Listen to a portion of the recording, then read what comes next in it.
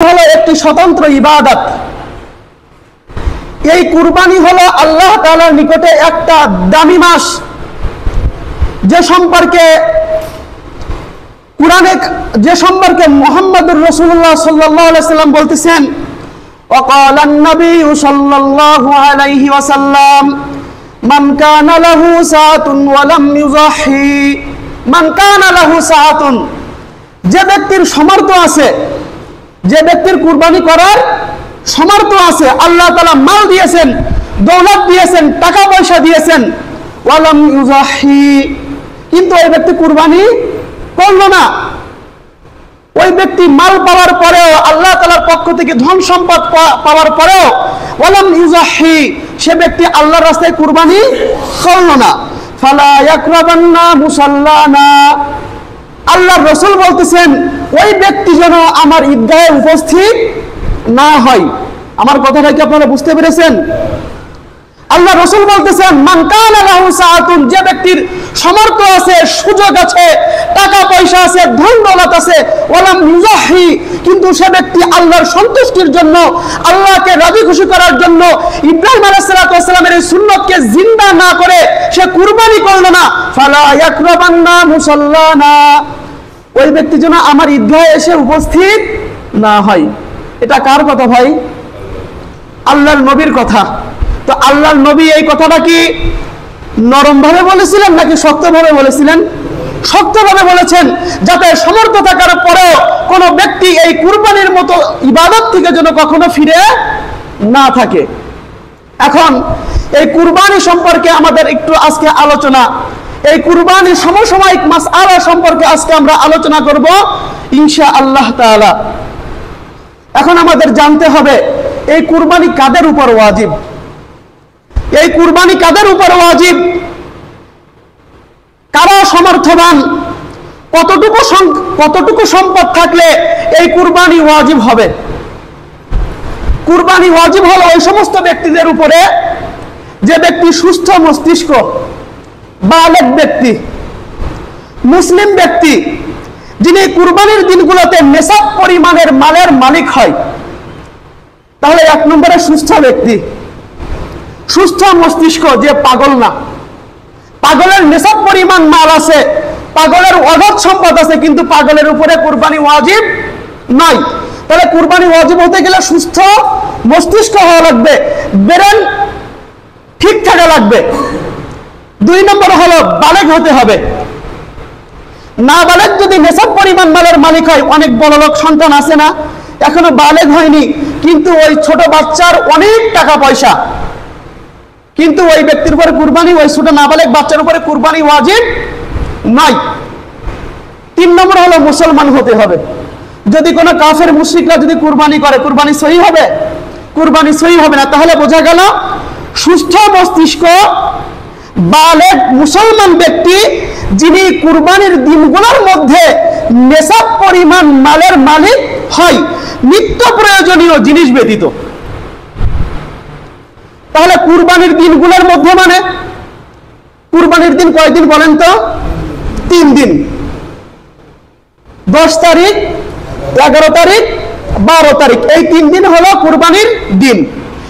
সারা বছরের ভিতরে ওই ব্যক্তি নেশাব পরিমাণ মালের মালিক হয়নি, কিন্তু কুরবানির দিন সকালে ওই ব্যক্তি নেশাব পরিমাণ মালের মালিক হলো, তাহলে ওই ব্যক্তির উপরে কুরবানি কি হয়ে যাবে ভাই?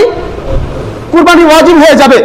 কুরবানির প্রথম দিন পর্যন্ত ওই ব্যক্তি নেশাব পরিমাণ মালের মালিক হলো না, কিন্তু কুরবানির দ্বিতীয় দিন সকালে এসে ওই ব্যক্তি নেশাব পরিমাণ মালের মালিক হয়ে গেল, তাহলে ওই ব্যক্তির উপরে কুরবানি ওয়াজিব হবে কি হবে না?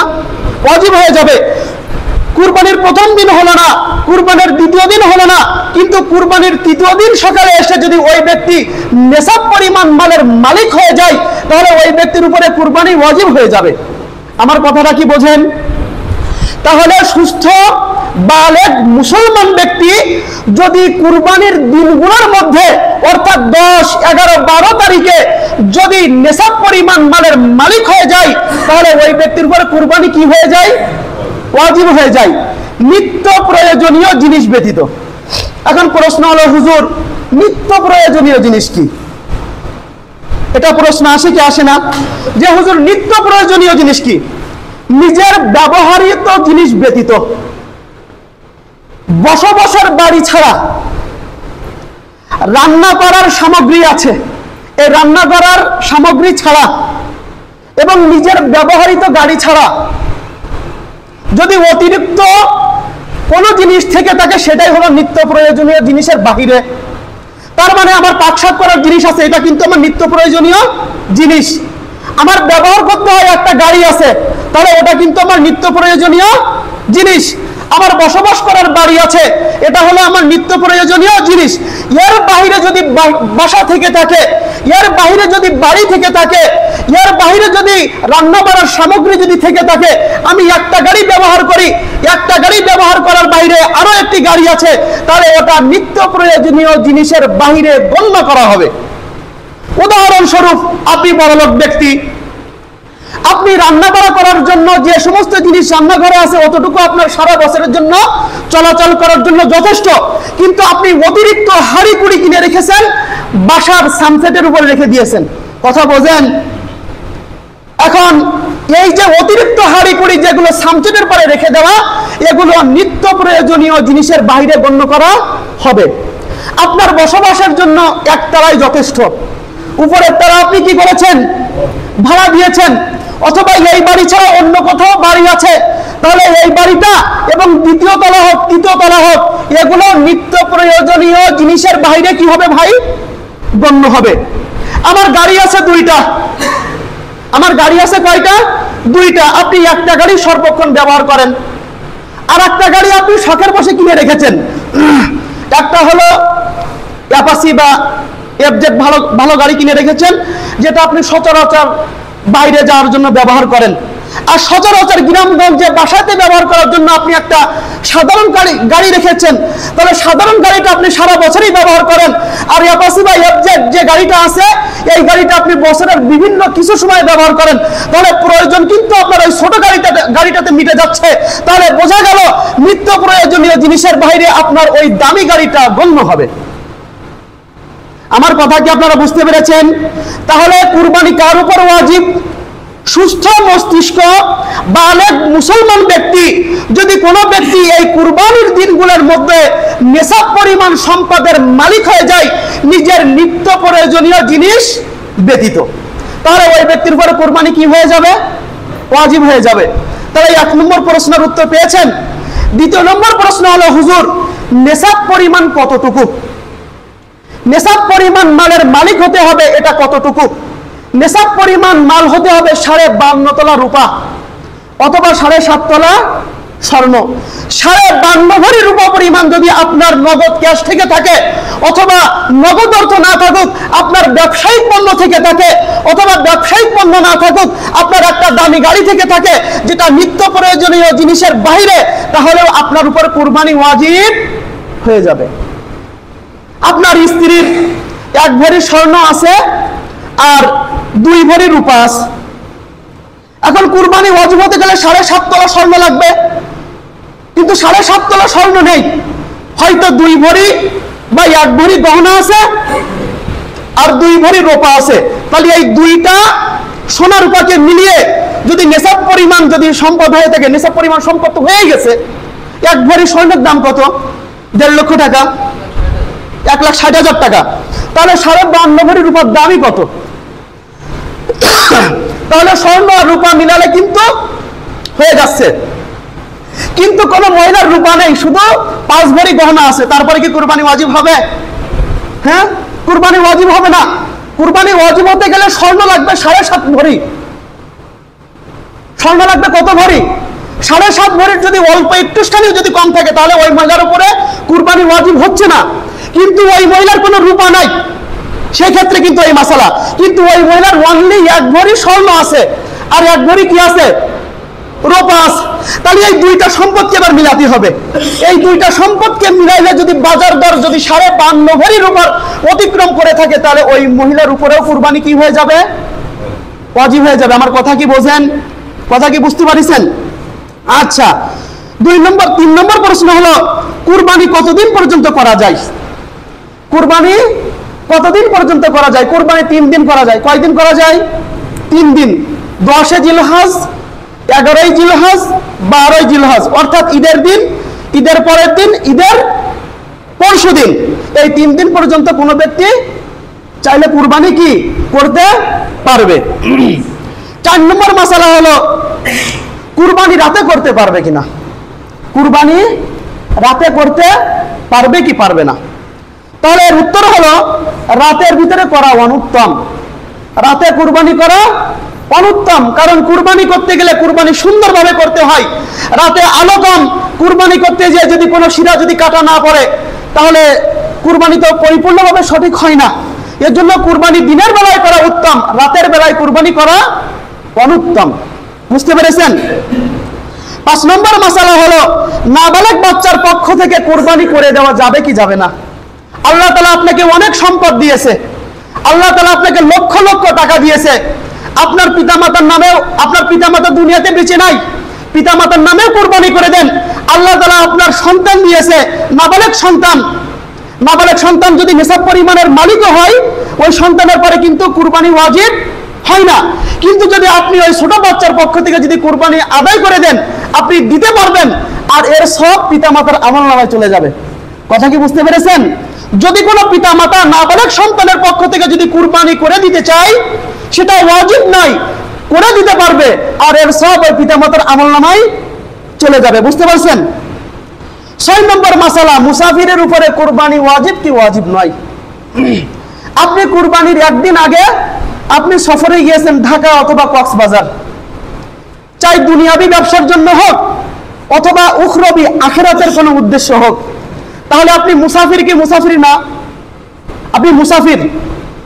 আপনি বাড়ির থেকে চলে গিয়েছেন ঈদের চাঁদ উঠলে, আপনি কুরবানির জানোয়ার কিনতে পারেননি, কুরবানির পশু আপনি কিনতে পারেননি।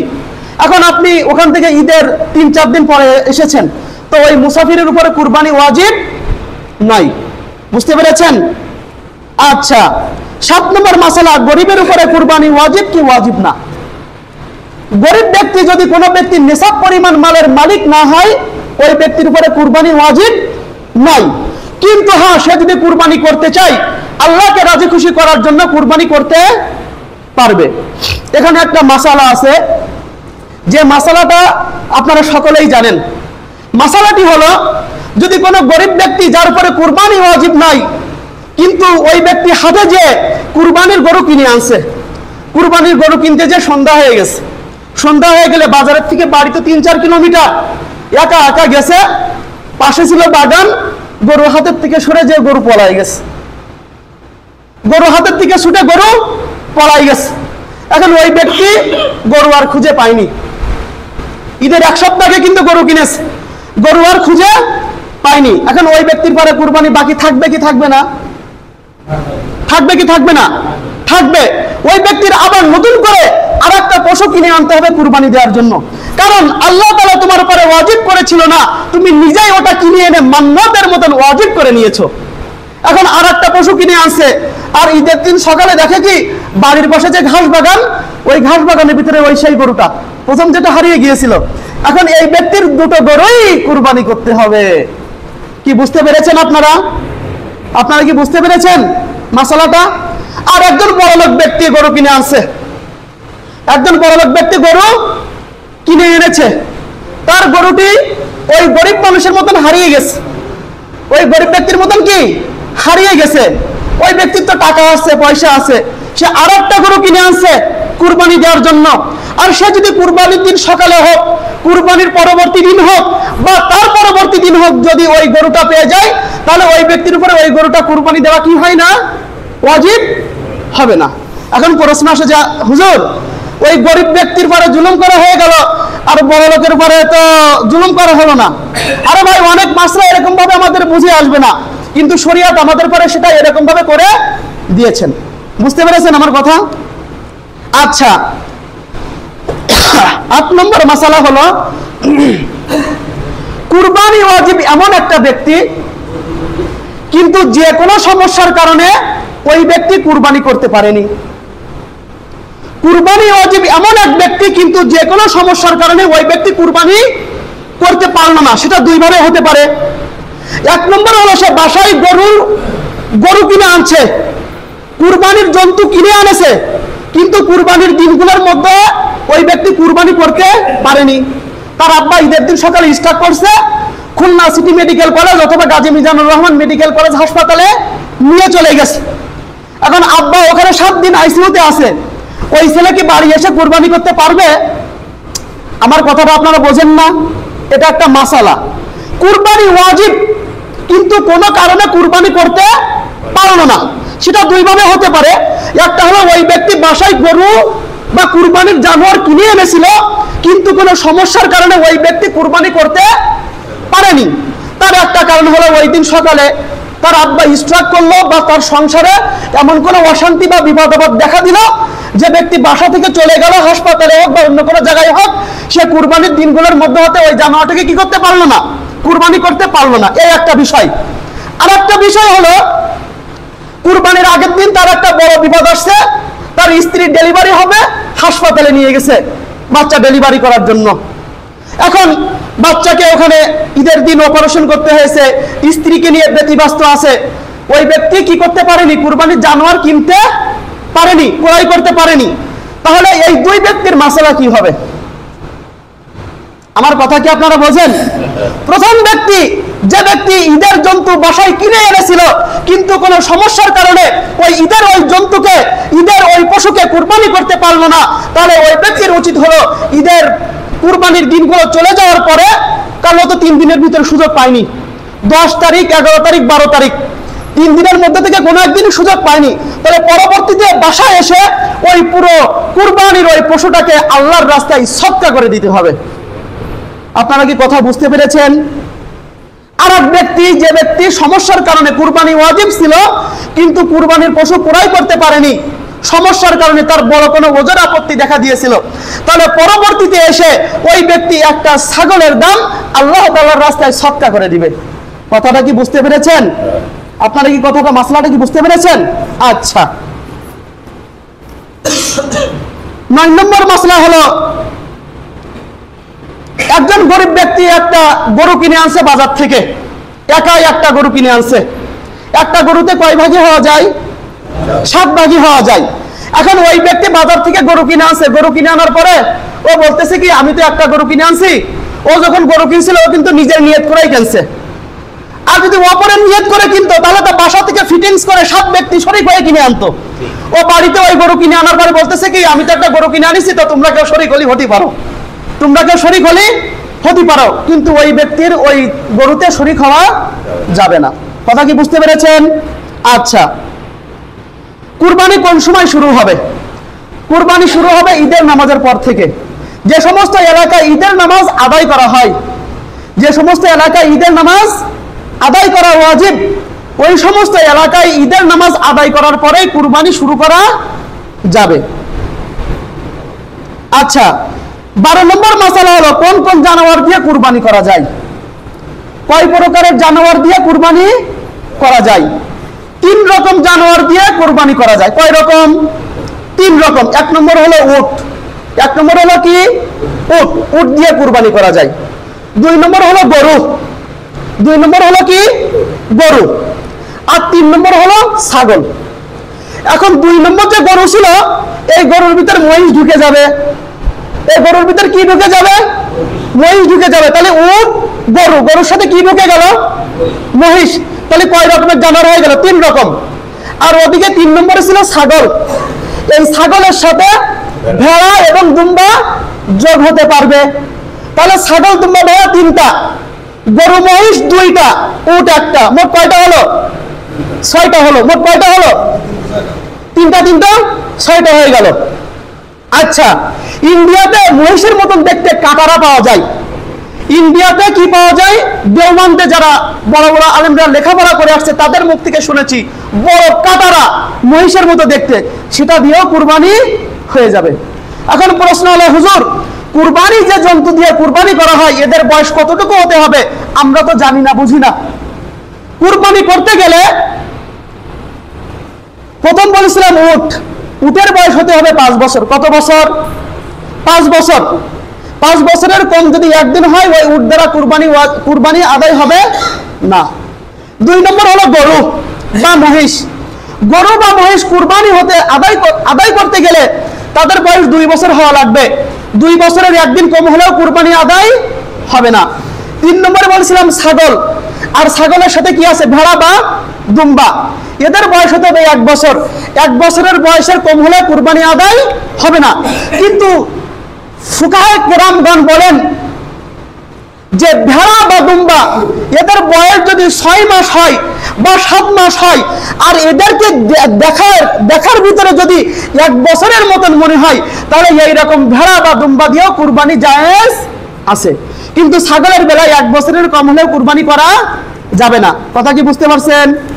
আচ্ছা জি, দাঁত, এখন দাঁতের হিসাবটা অনেকে যারা বোঝে, গরু কখন দাঁতে, ছাগল কখন দাঁতে, এটা তো আপনারা বোঝেন।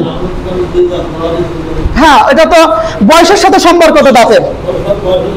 অনেক সময় বয়স হয়ে গেলে যদি না দাঁতে, তাহলে যার থেকে খরিদ করবেন সে যদি বিশ্বাসী হয়, বিশ্বস্ত লোক হয়, তাহলে তার থেকে সুন্দরভাবে বুঝে শুনে তারপরে কি করতে হবে, ক্রয় করতে হবে। আচ্ছা, শরীক কতজন হতে পারবে? একটা কুরবানির জন্তুর ভিতরে শরীক কতজন হতে পারবে? আজকে যদি 2-1 মিনিট বেশি যায় যেন রাগ করেন না। একটা উটের ভিতরে এবং গরু মহিষের ভিতরে সর্বোচ্চ কতজন শরীক হতে পারবে? 7 জন শরীক হতে পারবে। কতজন? 7 জন শরীক হতে পারবে।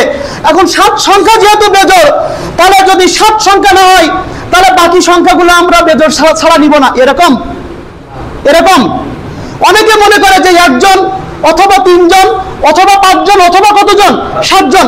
আসলে মাসআলা এরকম নয়। 7-এর সংখ্যার নিচে যে কোনো একটা সংখ্যায় শরীক হতে পারবে, চাই সেটা জোড় হোক অথবা বেজোড় হোক। আপনারা কি মাসআলা বুঝতে পেরেছেন? কিন্তু ছাগল ভেড়া দুম্বার ভিতরে 1 জনের বেশি শরীক হতে পারবে না। আচ্ছা, এখন এই কুরবানির জন্তুর ভিতরে কি একটু মাসলা আছে। কুরবানির যে জানোয়ার আপনি কিনে এনেছেন, ওই জানোয়ারের ভিতরে যদি, ওই পশুর ভিতরে যদি ত্রুটি বিচ্যুতি হয়, তাহলে ওদের কুরবানি কেমন হবে? তার ভিতরে 1 নম্বর মাসালা হলো, জানোয়ার আপনি হাটের থেকে ভালোভাবে কিনে আনছিলেন একটা গরু, কিন্তু বাসার এখান থেকে যখন আপনি ট্রাক থেকে নামাতে যাবেন, তখন ট্রাক থেকে নামানোর সময় আপনার ওই গরুতে এমন একটা আঘাত খেয়েছে যে গরুর পা কি হয়ে গেছে, ল্যাংড়া হয়ে গেছে। হুজুর, তাহলে এই গরু দ্বারা কুরবানি করা যাবে কি যাবে না? এর উত্তর হলো, ওই পশুটা যদি নিজের বাসা থেকে কুরবানি করার স্থান পর্যন্ত যদি হেঁটে যেতে পারে, চাই সেটা খুঁড়িয়ে খুঁড়িয়ে হোক, তাহলে ওই পশু দ্বারা কুরবানি করা যাবে।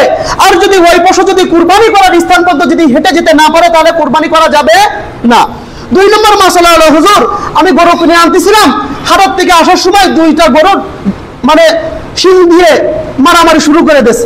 এখন আমার গরুর তো শিং একটুখানি ভেঙে গেছে, এটা হতে পারে কি পারে না? পারে। হুজুর অর্ধেকের মতো ভেঙে গেছে, তাহলে এই গরু দ্বারা কুরবানি করা যাবে কি যাবে না? হ্যাঁ, যাবে।